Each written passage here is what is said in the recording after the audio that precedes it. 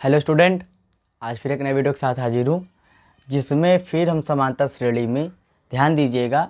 AP सवाल बहुत बेहतरीन है, देखिएगा इससे सॉल्व करना है, बड़ा आसान है, ठीक है ना। अभी तक मैंने आपको सिर्फ केवल एपी बताया था, सार्व अंतर बताए थे और पद बताए थे, लेकिन आज इस वीडियो में हम बेहतरीन तरीके से एक फार्मूला लगाकर छोटा सा उस फार्मूले पर बेहतरीन तरीके से सवाल को हल करेंगे। देखिए, जहां आपका सबसे पहली चीज़ तो जहां आपका एपी दे दे, जहां आपको एपी दे दे वहां पर आपको ए और डी का मान बिना सोचे समझे निकाल लेना है। सभी में स्टेप यही चलेंगे, ए और डी के मान के बिना आपका सवाल आगे नहीं बढ़ सकता, ठीक है ना। तो देखिए एपी का मान कह रहा है AP 2 7 12 dash dash dash dash, ठीक है। कह रहा का 10वां पद ज्ञात कीजिए। ध्यान दीजिएगा, इंपॉर्टेंट बात, 10वां पद कहने का मतलब 10वां पद कह रहा है nवां पद। जहाँ कह दे 10वां, जहाँ वाह की बात कर दे वहाँ nवां पद, n का मान निकालना होता है। लेकिन जहाँ पर सिर्फ केवल पद की बात करे वहाँ पर an का मान होता है। इसके पहले इसके बाद में बताऊंगा, वाला सवाल बताऊंगा बेहतरीन तरीके। देखिए जैसे यहाँ पर देखिए a का मान तो आपका दे रखा है 2, ये जो मैंने यहाँ से उठा लिया। और सार्व अंतर ज्ञात करने का मैंने बताया था, क्या करते हैं, बड़ी वाली संख्या से छोटी वाली संख्या को क्या करते हैं, घटाते हैं। तो a2 दे रखा है 7, a1 दे रखा है 2, घटा देंगे आपस में तो आ जाएगा 5। तो d का मान कितना निकल के आया यहाँ पे 5। तो a निकल के आया, d निकल के आया। अब हमसे कह रहा है का 10वां पद, तो मैंने भी बताया जहाँ वा पद कह दे, वा पद, वहाँ पर क्या होगा, सदैव n का मान होगा। तो इनका मान यहाँ जाएगा 10। हमें ज्ञात क्या करना है, कह रहा का 10वां पद ज्ञात कीजिए। तो मतलब 10वें पद में कितना निकल के आएगा हमें वो ज्ञात करना, मतलब हमें an निकालना है। क्या ज्ञात करना है, हमें जो है an ज्ञात करना है, राइट है। फार्मूला क्या होता है, फार्मूला मैं आपका लिखता हूँ। फार्मूला होता है an बराबर a प्लस n-1 कोष्टक के अंदर और d, ये हमारा फार्मूला होता है। यही फार्मूले पर ये सवाल को आसानी से हल करेंगे।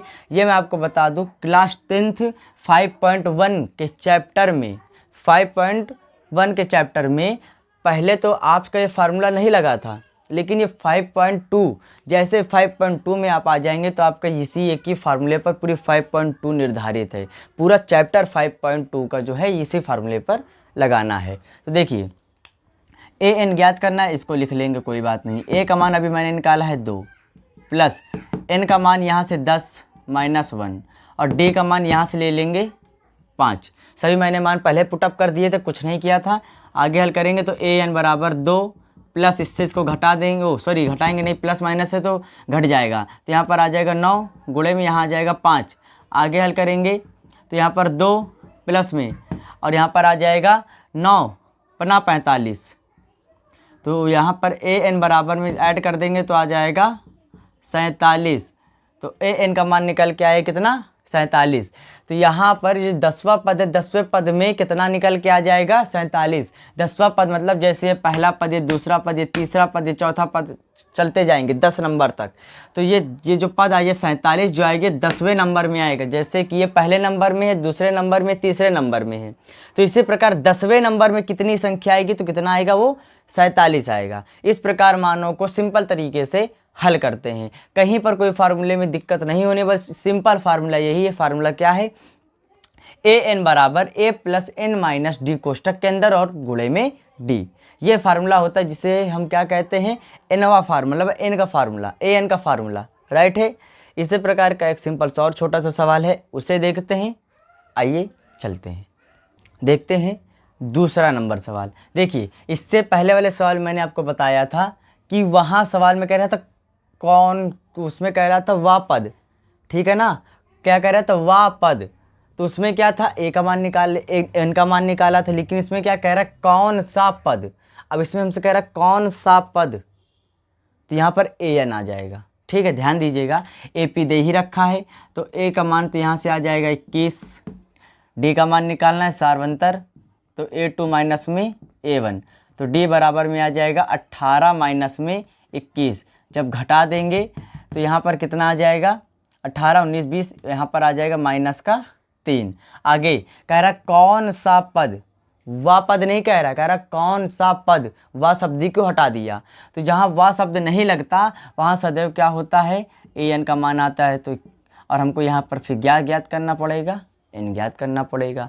an का मान दे दिया है, n को ज्ञात करने के लिए कह रहा, फार्मूला सेम वही लगेगा। फार्मूला हो जाएगा an बराबर a प्लस में n-1d।